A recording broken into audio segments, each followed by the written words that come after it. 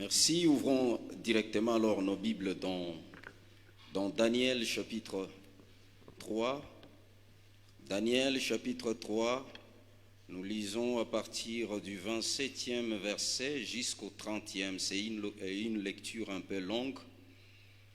Daniel chapitre 3, versets 27 à 30, ça dit ceci.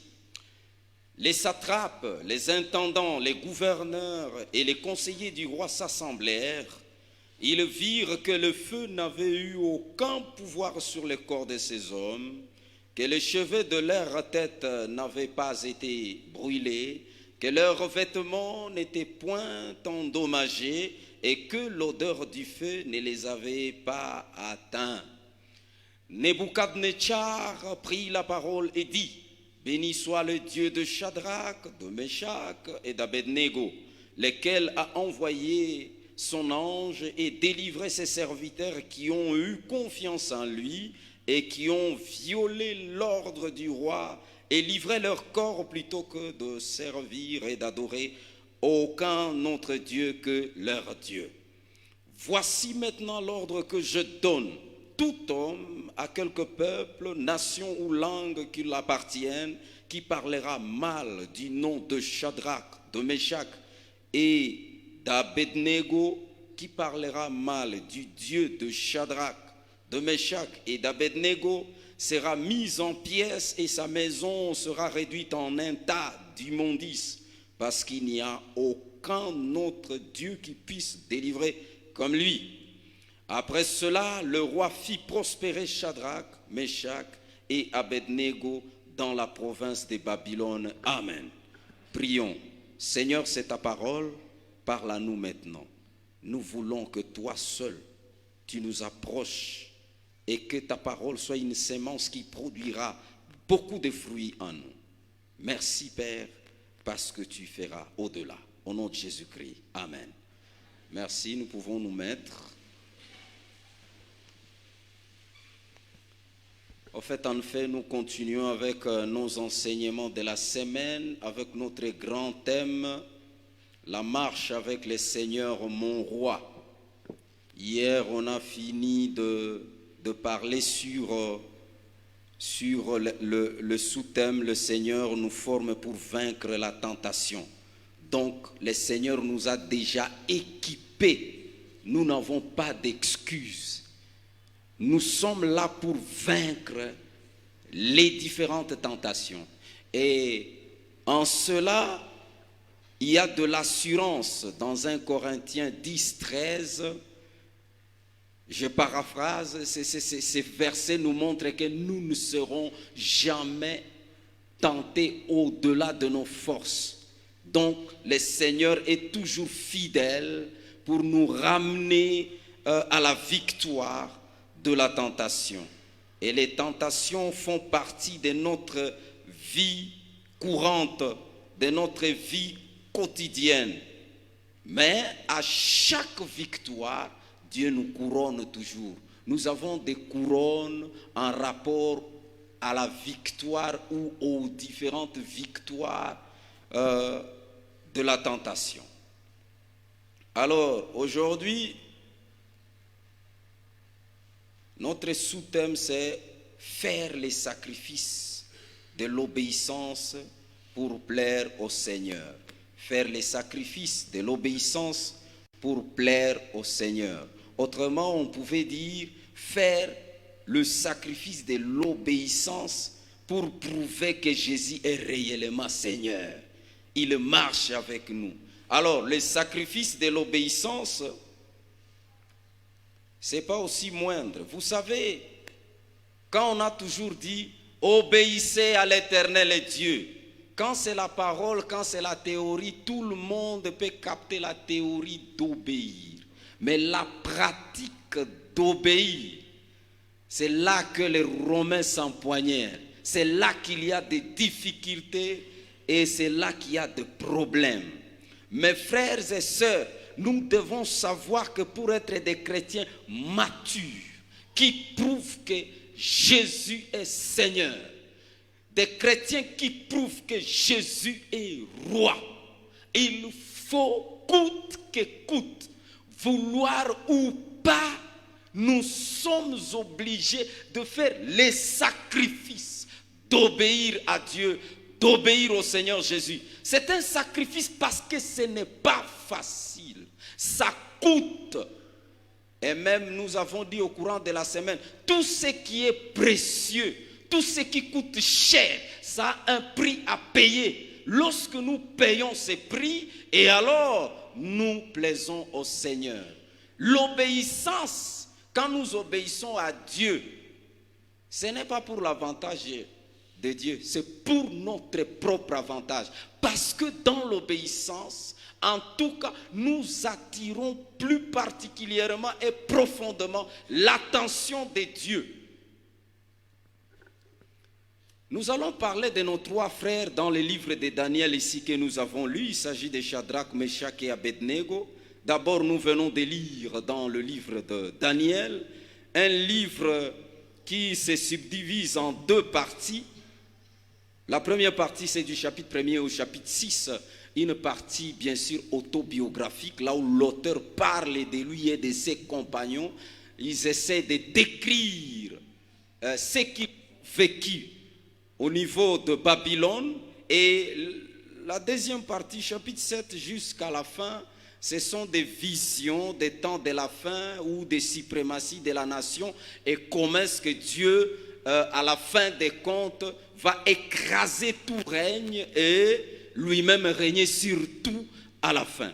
Et donc, c'est un peu un style apocalyptique, la deuxième partie. Et ces livres, au fait, bien sûr, c'est un livre du contexte de la déportation. On prend ses frères, Daniel et les autres, ou les Juifs, comme des prisonniers de guerre. Lorsque Nebuchadnezzar a frappé Jérusalem et l'a assiégé. Et donc l'état de siège pour la Bible, ce n'est pas un mot nouveau. On a eu des états de siège. Nebuchadnezzar a rendu Jérusalem en état de siège. Donc il a mis les militaires en train de gérer Jérusalem. Et à cette époque, Daniel et ses frères prisonniers de guerre, ils ne devraient normalement pas être des personnes de poids là-bas. S'ils sont devenus des personnes de poids qui pèsent, qui ont eu à gérer, qui ont été intégrés dans la gouvernance du royaume, c'est à cause de l'obéissance à Dieu malgré les difficultés qu'ils avaient. Et maintenant, nos trois frères au chapitre 3, Shadrach, Meshach et Abednego, sont soumis à l'épreuve de l'obéissance. Est-ce qu'il faut obéir à Dieu ou il faut obéir au roi?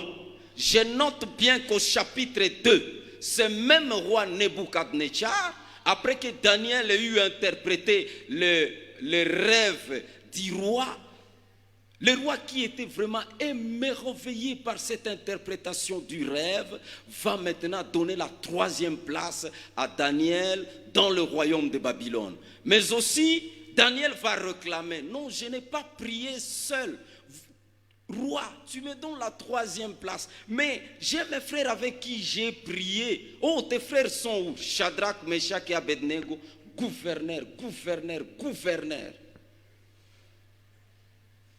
Et ils ont vécu l'opulence et la joie de gouverner des provinces. Ce même roi qui leur a donné cette grâce de gouverner les provinces de Babylone, au chapitre 3, il dresse une statue d'or et dit maintenant, tous les dignitaires viendront des différentes provinces.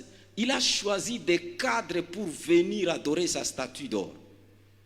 Et une chose est vraie, quelqu'un qui vous a donné le poste du gouverneur comme roi ou président de la République, et il dit, bon, voyez, je vous ai fait du bien, si vous pouvez seulement m'aider à adorer ma statue quand même pour m'honorer, c'est une bonne chose.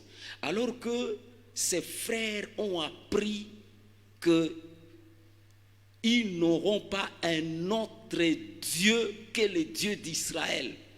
Les décalogues là, les 10 commandements, ils récitaient ça. Du premier au quatrième commandement ne parlait que de Dieu comment honorer Dieu. Et il y avait, tu n'auras pas à ma face un autre Dieu. Là, il ne faut que obéir, pas autre chose.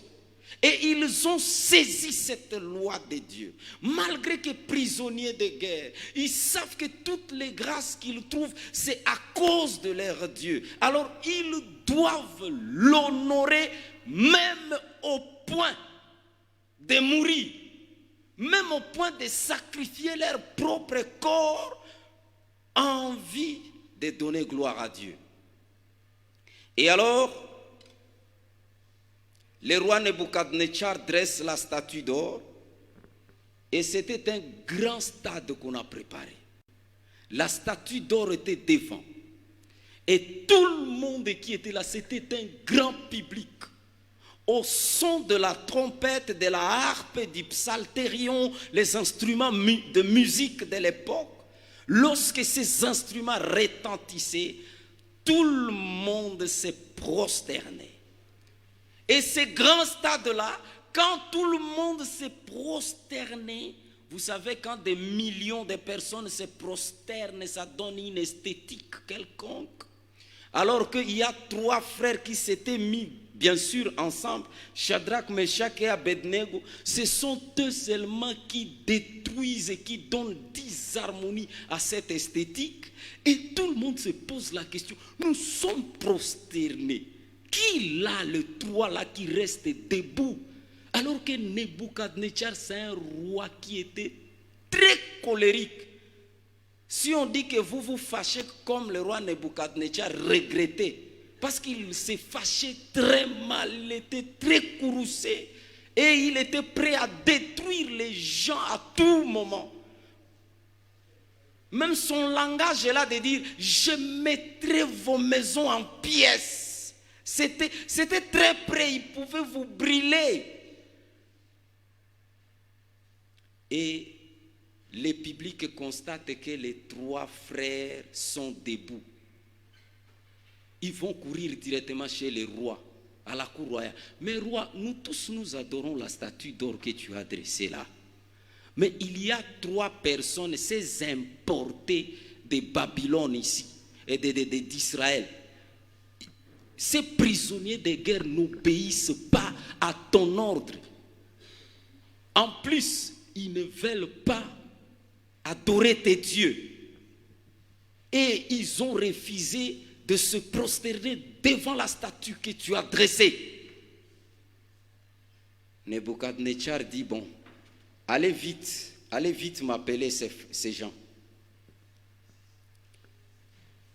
On a fait appel à Shadrach, Meshach et Abednego. Le roi dit, bon, ça je paraphrase en donnant mes commentaires, le roi dit ceci, Shadrach, Meshach et Abednego, vous savez que maintenant je ne suis pas encore très fâché, je suis fâché seulement une fois. Combien de fois? Une fois seulement, ce n'est pas beaucoup. Maintenant là, retournez, allez adorer la statue d'or que moi, le grand puissant de ce monde, j'ai dressé. Et parce qu'à l'époque même, Babylone était la grande puissance. Le grand puissant des mondes vient de dresser une statue d'or de 15 mètres. Et alors, retournez aller adorer cette statue. Vous refusez d'adorer cette statue, voyez le risque qui est devant vous. On vous fait sortir d'abord de ces postes de gouverneur, vous devenez un rien. 2, on vous ligote comme un simple civil bandit. 3, on vous amène à la fournaise ardente, on vous y jette pour que vous mouriez. Le risque est tellement élevé, mais ce qui compte là-bas, c'est l'obéissance à Dieu. Ou vous obéissez au roi et vous faites mal à Dieu et vous perdez votre sainteté, vous perdez votre communion avec Dieu et vous mourrez spirituellement. Ou bien vous obéissez à Dieu et vous confirmez que réellement vous êtes enfant de Dieu et vous faites le sacrifice de l'obéissance. C'est pas facile. Quand maintenant roi Nebuchadnezzar dit retournez maintenant parce que le risque est grand. Si c'était peut-être vous et moi, on allait dire au lieu de mourir, est-ce qu'on ne peut pas faire ces petits gestes de se prosterner devant cette statue? Mais il faut tenir au sacrifice de l'obéissance. Quand le roi a parlé à ces trois hommes, mais écoutez leurs réponses.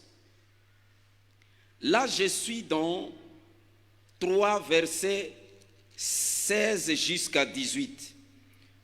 Mais dit à Daniel chapitre 3, 16 à 18. Écoutez la réponse de ces 3 frères.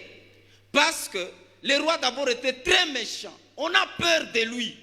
Mais voyez, regardez un peu, écoutez un peu la manière dont ils ont répondu au roi. Verset 16, ça dit, Shadrach, Meshach et Abednego répliquèrent au roi Nebuchadnezzar. Nous n'avons pas besoin de te répondre là-dessus. Vous n'avez pas besoin de répondre à ces monarques absolus. Quand ils posent une question, il faut répondre. Nous n'avons pas besoin de te répondre là-dessus. Continuons.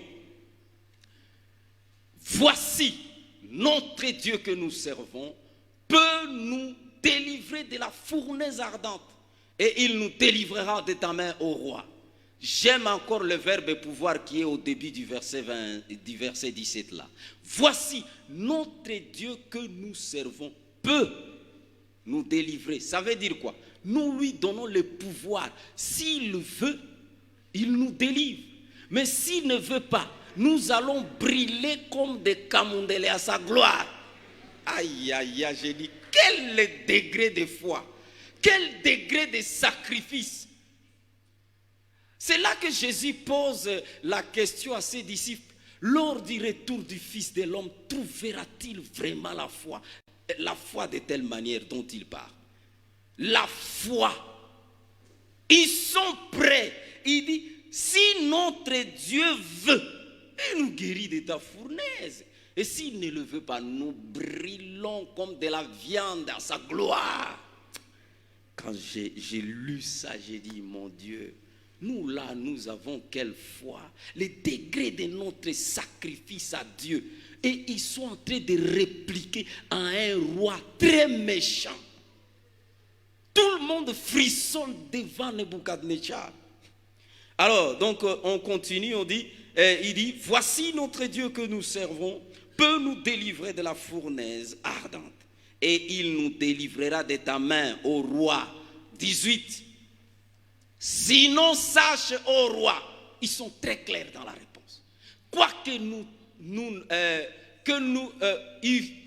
sinon, sache, ô roi, que nous ne servirons pas tes dieux et que nous n'adorerons pas la statue d'or que tu as dressée tout de suite ici, la statue d'or que tu as élevée là. Non. Ils sont clairs comme de l'eau pure.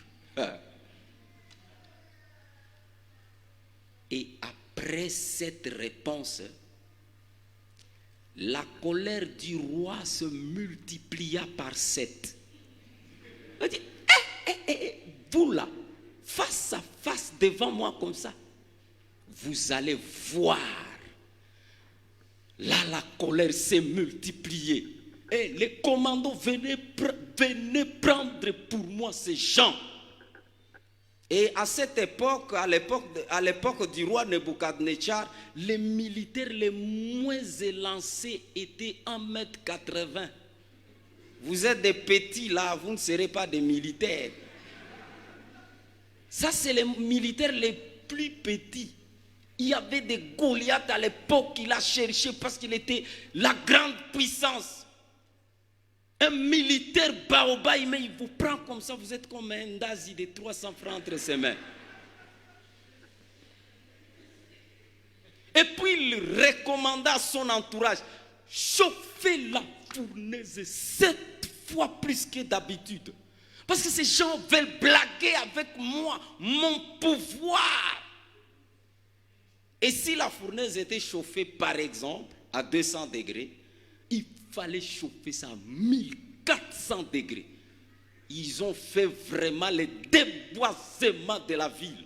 Coupez bien les arbres, chauffez la fournaise d'une manière très, très, très extraordinaire. Ah. Vous savez, pourquoi le roi voulait qu'on allume le feu d'une manière très, très extraordinaire? Il a vu d'abord l'assurance de ces gens. Ils ont dit, apparemment ces gens pourraient être très sûrs avec leur Dieu. C'est comme si leur Dieu est très puissant. Alors, il n'a pas allumé le feu seulement pour Shadrach, Meshach et Abednego, mais aussi pour leur Dieu. Quand le feu sera terrible, tuone kama Mungu atatia pua kuimoto naralungula. Aïe, aïe, aïe. Ils ont extraordinairement chauffé la fournaise. Pour que le Dieu de Shadrach et de Meshach et Abednego, même s'il avait l'intention de les faire sortir, lui aussi sera brûlé.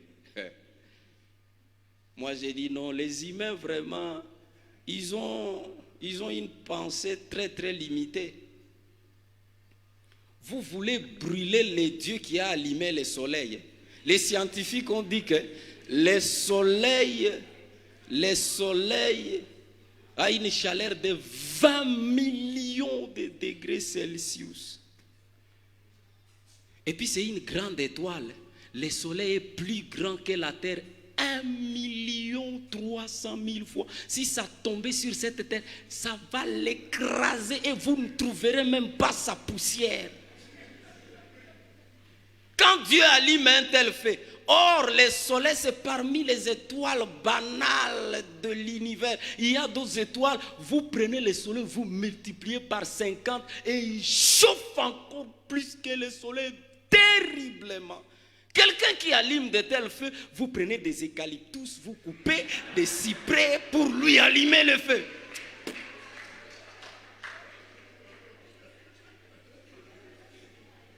Et alors, ce Dieu-là lui-même est le feu dévorant. Et on a pris ses frères, Shadrach, Meshach, Abednego, ligotés.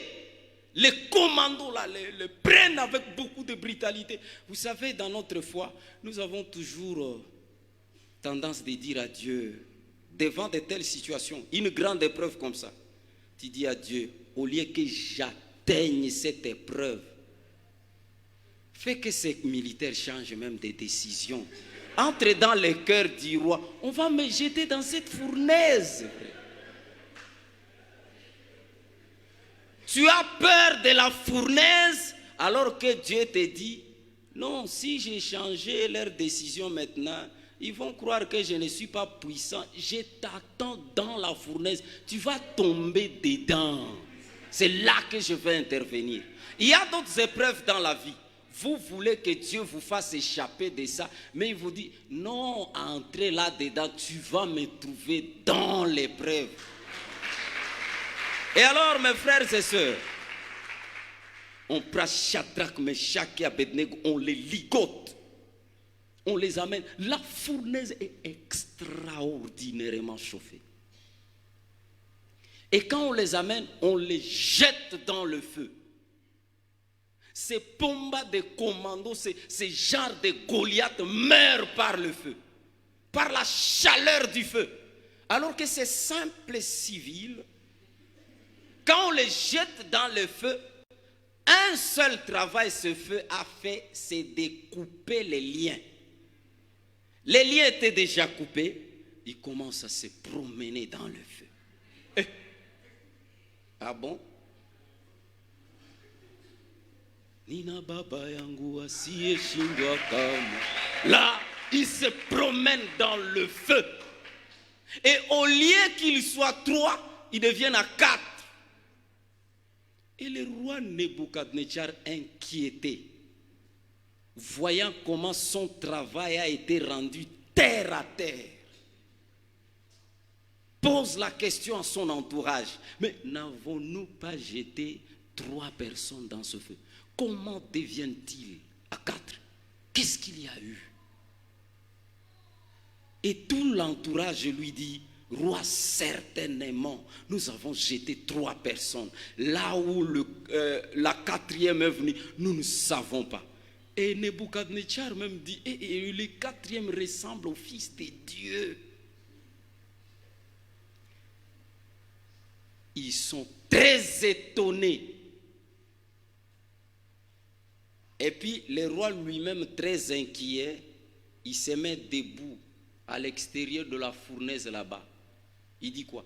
Shadrach, Meshach et Abednego, les serviteurs du Dieu très haut, sortez de ces feux. Il a cru en Dieu d'Israël ces jours-là. Sortez de ces feux. Ils sont sortis. Quel miracle! Un feu ardent, incapable de brûler les sourcils. Makiki abatu hailungule. Ah, pas là.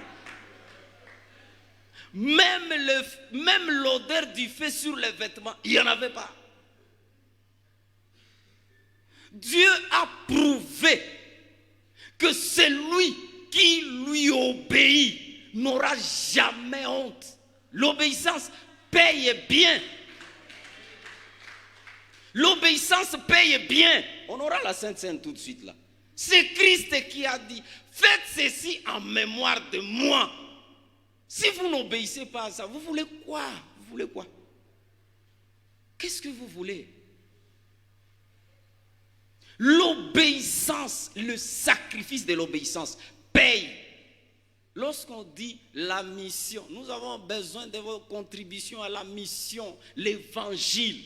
Vous êtes insensible, par exemple. Vous croyez que vous allez récolter quoi? Le sacrifice de l'obéissance est nécessaire pour prouver que Jésus règne dans notre vie. Shadrach, Meshach et Abednego sont sortis de la fournaise.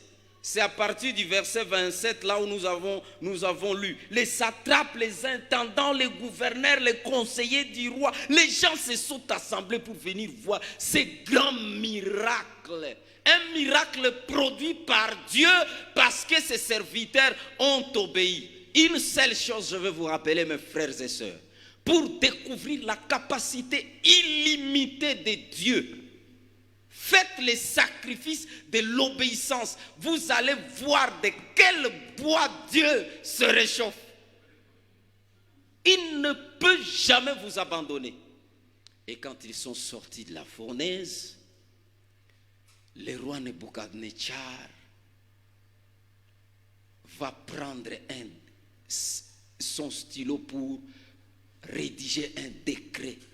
Dans mon royaume, tous les peuples, toute personne qui parlera d'une manière légère ou inconsidérablement du Dieu de ces 3 types ici, moi-même je vais m'occuper de lui. Ce n'est pas encore leur Dieu qui va vous tuer. Moi, je vais les prendre, les détruire et mettre sa maison en pièces. Je rendrai sa maison en un tas d'immondices. Parce que je n'ai pas vu un Dieu qui délivre comme leur Dieu.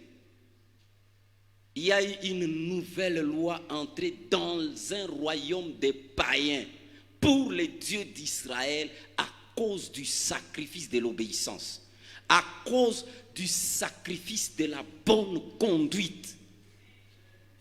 Vous êtes là. Est-ce que votre conduite a déjà changé même un article du règlement intérieur d'une association locale à Goma?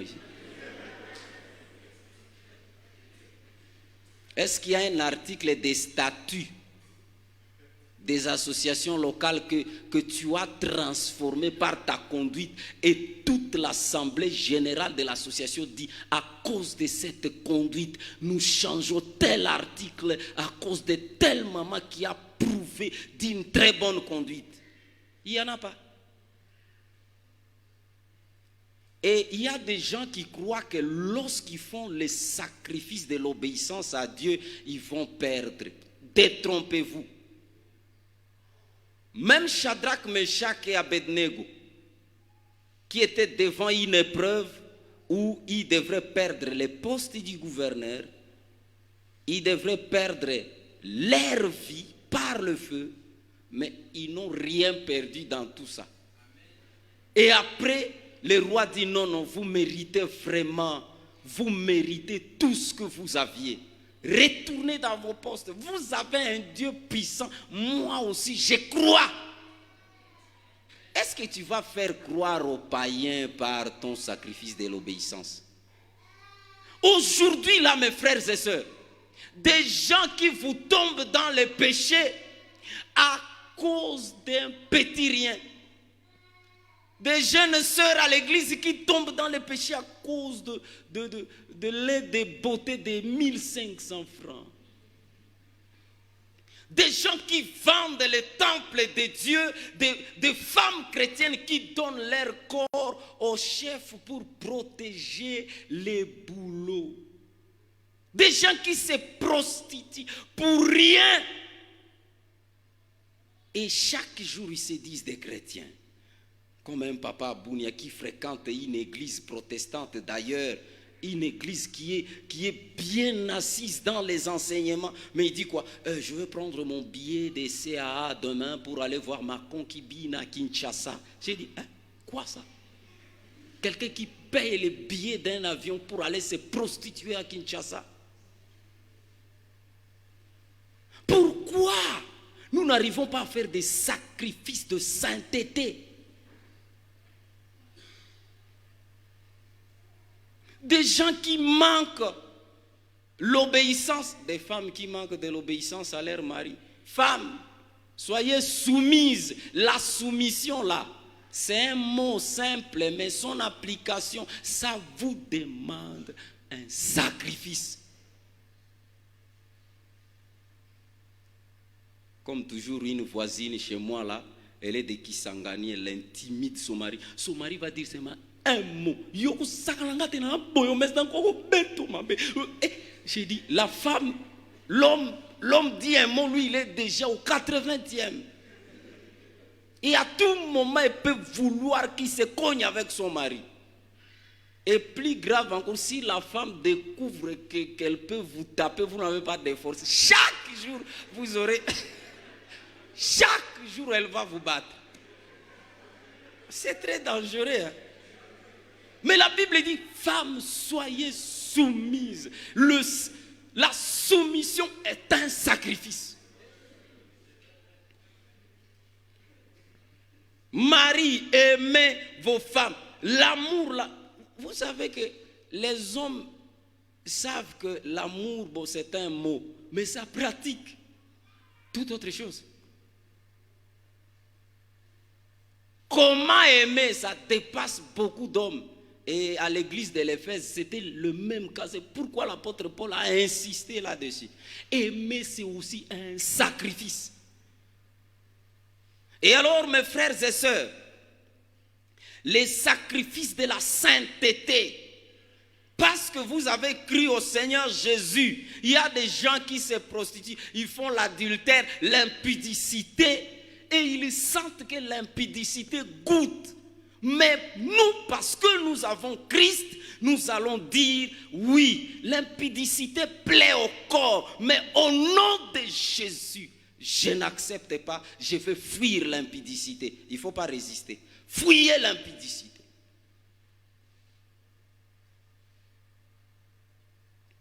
Il y avait une dame que je témoigne bien, une jeune femme qui était un médecin généraliste à Bounia.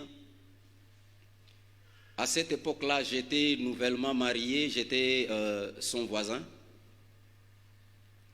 Et elle travaillait dans une dans une ONG internationale. Et dans cette ONG-là, la jeune maman va se biter à une épreuve accompagnée de la tentation. Tous les deux étaient marchés de peur. Son chef lui dit, vous voyez les 80 000 $ du projet de captage de sources d'eau potable dans les recoins de Mandro là-bas. Mandro, c'est une localité pratiquement juste à 16 km à l'est de la ville de Bunia. Ah oui, chef, oui, les 80 000 étaient déjà déposés à notre compte pour ce projet-là. Alors son chef lui dit quoi?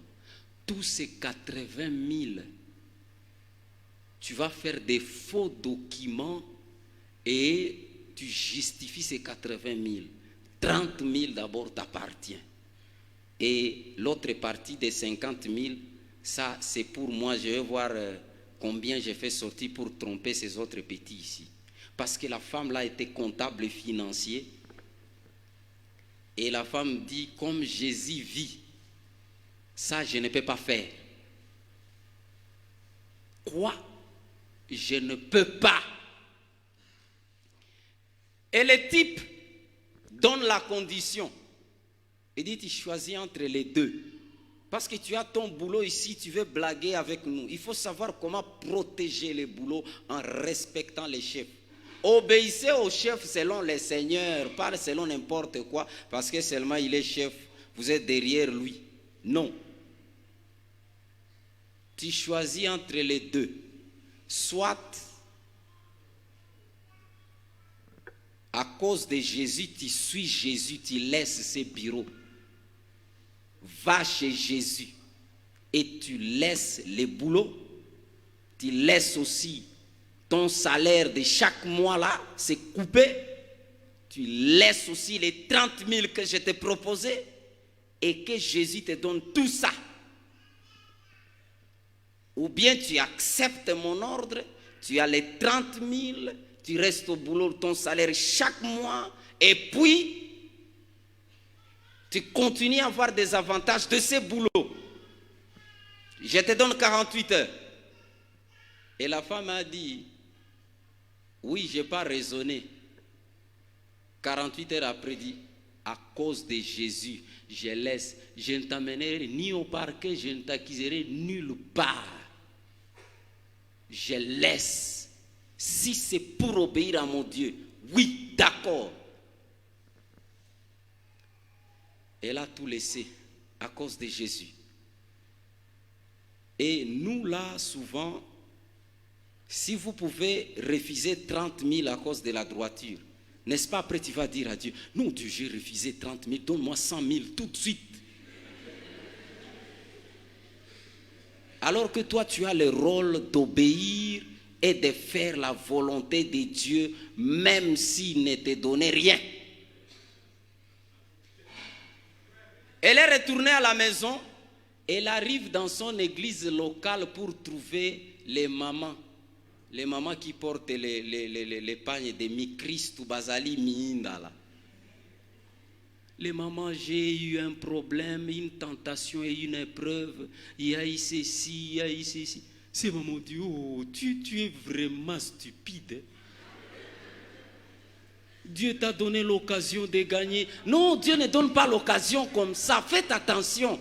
Ça, c'est le diable qui commence à parler. Pas dire mutoto musika. Beaucoup na bupumba. Bana ko. Ikui dunia hii. Haiko injo tageuza yote. Unapata occasion. Les mamans l'ont découragée. Elle est revenue en pleurant. Comme elle était ma voisine, elle va s'introduire dans ma maison le soir. Elle m'explique, j'ai dit, ma soeur, les sacrifices de l'obéissance payent toujours bien. Reste avec le Seigneur. Heureusement seulement, elle n'était pas locataire. Son mari n'avait pas étudié. C'est elle qui prend en charge tout. Son mari n'a pas d'emploi même. Les premiers mois passent. Les deuxièmes mois, les choses commencent à devenir difficiles. Les troisième mois, les quatrième mois, elle chôme. Les cinquième mois, les sixième mois, elle commence à pleurer chaque jour. Les choses deviennent très très difficiles dans la maison. Vraiment, les petites factures extérieures comme l'électricité, l'eau, ça devient compliqué. À manger, on dirait c'était magique. Septième mois, c'est Dieu-là. Reste très calme de la même manière comme il dormait à la poupe sur le coussin quand la tempête s'était levée avec ses disciples. Il dort. Mais Seigneur, je souffre, Seigneur. L'épreuve est devenue difficile. Le Seigneur fait semblant de dormir. Septième mois, huitième, neuvième mois. Elle est découragée, dit, est-ce que Dieu est avec moi? Elle commence à tenter de dire que, est-ce que je n'étais pas réellement stupide comme ses mamans avaient dit? Non, c'est faux. La sainteté paye toujours. 10e mois, il n'y a rien. 11e mois, il n'y a rien. C'est au 12e mois, moi j'ai l'impression que Dieu s'est dit, voilà, je me lève maintenant pour cette femme. Elle va voir que moi je paye la sainteté. Et c'est une amie à Nairobi qui l'appelle. L'amie l'a dit quoi? Est-ce que tu peux me balancer sur mail ton dossier? Elle l'a fait avec négligence. Et le dossier n'était pas... L'amie là n'a pas demandé ça pour postuler, mais pour déjà l'intégrer dans un poste très stratégique d'une grande multinationale internationale à Nairobi là-bas. Elle place ça. Et puis, 14 jours après, elle dit, bon, nous avons affrété MAF. C'est bon, un appareil de MAF, 3 tours pour toi. Ramasse tout ce que tu as, même des mortiers, si tu veux. Mets ça dans l'avion. Et c'est vrai, oui, prépare-toi tout, ramasse tout. Il a pris tout et prendre son petit mari qui n'a pas étudié avec... Elle a ramassé tout. Et arrivé là, c'était du miracle. Frais d'installation, 100 000. Salaire de base, 15 000 $ par mois. Elle a construit à Bunia vraiment beaucoup de maisons pour le moment. Le Seigneur est descendu pour payer. Vous ne perdez rien lorsque vous obéissez à Dieu. Au contraire, vous augmentez. Posez-vous la question, devant des grands risques de perdre des choses de ce monde, est-ce que tu es prêt à obéir à Dieu? Devant les dangers des morts, est-ce que nous sommes prêts à obéir à Dieu? Ça, c'est la grande question. Est-ce que je suis prêt pour faire le sacrifice de l'obéissance pour plaire à mon Dieu? C'est le temps maintenant, mes frères. Ne blaguons pas avec le Seigneur. C'est le moment d'entrer en profondeur avec lui. Le saisir au sérieux. Témoigner qu'il est Seigneur et Roi de notre vie. Que Dieu nous aide. Mettons-nous debout pour la prière. Prie pour toi-même. Dis à Dieu, aide-moi de voir ta grandeur, ton amour et de me sacrifier pour t'obéir. Je voudrais t'obéir jusqu'à la fin de ma vie, ô éternel Dieu. Allons tous dans la prière. Seigneur, tu es bon, merveilleux, Père Tout-Puissant. J'ai besoin que tu m'amènes plus loin. Comme Shadrach, Meshach et Abednego, ils t'ont obéi. Même dans une terre païenne, là où on ne te connaît pas, ils t'ont fait savoir que toi tu es Dieu et qu'ils n'iront pas à la contre de ta volonté, Seigneur Tout-Puissant. Qui est comme toi, Seigneur de toute seigneurie? Qui est comme toi, Père tout-puissant? Donne-moi ta soif, mon Dieu, que je me sacrifie à cause de toi. Tu es tellement bon, merveilleux, oh Seigneur. À quoi bon, Seigneur, gagner toutes ces choses de ce monde? À quoi bon gagner des postes en nous prostituant? À quoi bon de gagner le monde entier et de perdre son âme? Jésus, fais-nous grâce, donne-nous le vouloir et le faire, afin que nous puissions continuer à t'obéir. Éternel Dieu, tu es bon. Père Céleste, j'ai prié pour ton peuple. Manifeste-toi à ce peuple ici présent. Que ce peuple t'obéisse. Que ce peuple aille avec toi en profondeur. Que ce peuple te célèbre, te loue à jamais, ô Dieu Tout-Puissant. Merci Père pour ce message. Merci Père. Nous voulons que ce message soit comme une sémence qui puisse produire des fruits. Que cela germe avec toute bonté et santé. Mon Dieu, donne à mon frère et ma sœur la force. Donne à ce papa, à cette maman, à cette jeune fille, à ce jeune garçon de comprendre que tu es Dieu et que nous devons t'obéir. Donne la puissance de l'obéissance à tes enfants. Qu'ils croupissent sous la croix de Jésus et demandent la grâce de la sainteté, la grâce de la sainteté, la grâce d'aimer ta parole, la grâce de demeurer dans ta parole, d'aimer la prière. Mon Dieu, je communique la puissance de l'obéissance, la puissance du sacrifice de te servir. À l'instar de Daniel, de Shadrach, de Meshach et d'Abednego. Merci Père parce que tu agis. Merci Père parce que tu es avec nous. Merci Père parce que tu feras au-delà de ce que nous t'avons demandé. Au nom de Jésus-Christ. Amen. Que Dieu bénisse sa parole. Amen.